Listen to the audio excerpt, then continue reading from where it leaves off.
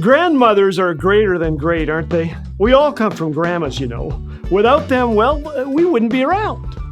I never knew my great-grandmother, but I picture her as a superhero. She didn't need electricity or matches or dishwashers or Netflix.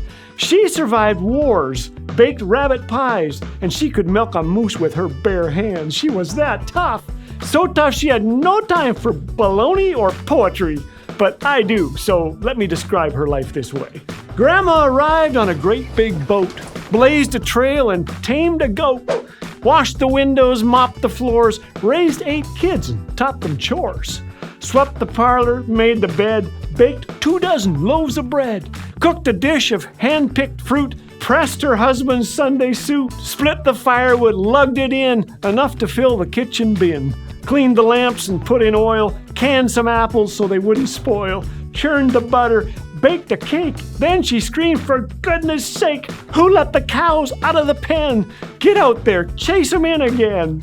She gathered eggs and locked the stable, plucked the chickens, set the table, cooked a dinner most delicious, then made the kids wash all the dishes. Fed 3 cats and folded clothes, wiped some bottoms, wiped a nose, then somehow sang when day was done, count your blessings, one by one. Now, I have no idea if this comes close to summarizing my great-grandma's life, but I like to imagine her this way, finding time to give thanks to God in the midst of the craziness of a challenging life, counting her blessings with the setting sun. Maybe it's because I'm so talented at listing my troubles, guilty of a full-blown case of short memory syndrome when it comes to numbering the benefits that God provides. Years ago, a guy by the name of Pastor Jack Hinton was leading the singing at a leper colony on the island of Tobago. One of the lepers was facing toward the back of the church. When they finished singing, she turned around and looked straight at him. He cringed. Leprosy had stolen this dear woman's nose and ears. It was the most hideous face I had ever seen, he later admitted. But what she did next was one of the most beautiful sights of his life.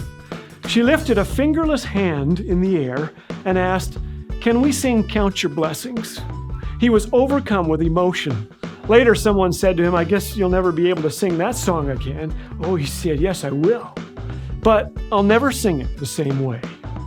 Perspective is vital, isn't it? I read this story while battling canker sores and feeling sorry for my poor self.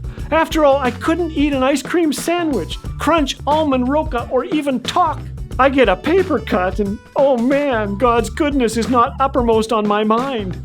In the midst of this, I found that rubbing alum on those stinking little cankers was the physical key to banishing those pesky lesions.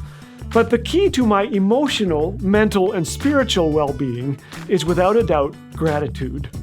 2 things can help bring it on. First, remember. Remember. Psalm 143:5, I remember the days of old. I ponder all your great works and think about what you have done. Recall the great things God has done. Remember, He is near to the brokenhearted. Remember a time when hardship grounded your faith in ways that success and abundance never could. Remember that. Second, refocus. Too often my perspective drifts toward comparison. I allow social media and news reports to fuel my dissatisfaction and become my focus. Philippians 4, 6, and 7 can change that focus. Be anxious for nothing, but in everything by prayer and petition, with thanksgiving, present your requests to God. And the peace of God, which transcends all understanding, will guard your hearts and your minds in Christ Jesus. Today, in the midst of all the challenges, the job, may we take a few moments to stop counting our troubles, lest we lose sight of our blessings.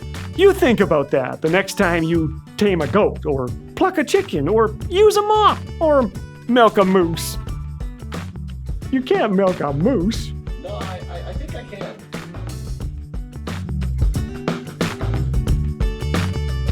Subscribe or the duck gets it.